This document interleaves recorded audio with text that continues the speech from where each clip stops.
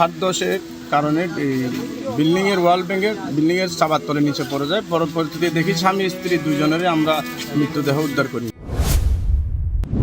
দেশে প্রতি বছরই বর্ষা মৌসুমে ফিরে আসে পাহাড় ধসের ভয়াবহতা, অথচ এই দুর্যোগের মূল কারণ কিন্তু অজানা নয়। বাংলাদেশ ফায়ার সার্ভিস ও সিভিল ডিফেন্সের গত 10.5 বছরের পরিসংখ্যান বলছে, দেশে বছরে গড়ে 23টি পাহাড় ধসের ঘটনায় প্রাণ হারান প্রায় 25 জন, গুরুতর আহত হন 50 জনেরও বেশি মানুষ। চলতি বছরের জুলাইয়ের দ্বিতীয় সপ্তাহ পর্যন্ত 29টি পাহাড় ধসের ঘটনায় ইতোমধ্যে 30 জনের মৃত্যু হয়েছে এবং আহত হয়েছেন 88 জন। সাম্প্রতিক টানা বৃষ্টিতে সবচেয়ে বেশি ক্ষতিগ্রস্ত হয়েছে চট্টগ্রাম, কক্সবাজার, রাঙামাটি ও বান্দরবান।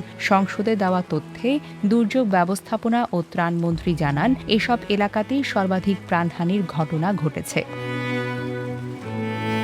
বিশেষজ্ঞদের মতে, পাহাড় কেটে অবৈধ বসতি নির্মাণ, নির্বিচারে গাছ কাটা, অপরিকল্পিত উন্নয়ন এবং রাজনৈতিক প্রভাবের কারণে পাহাড় তার স্বাভাবিক ভারসাম্য হারিয়ে ফেলছে।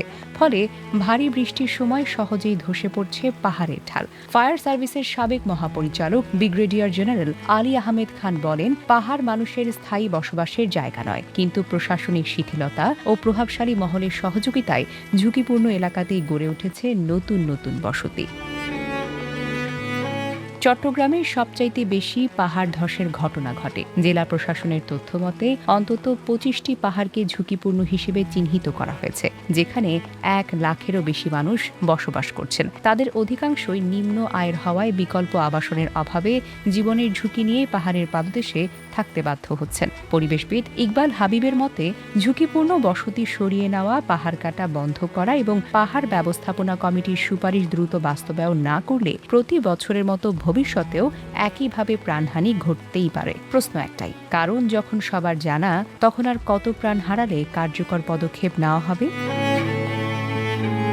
Desk report, recap news.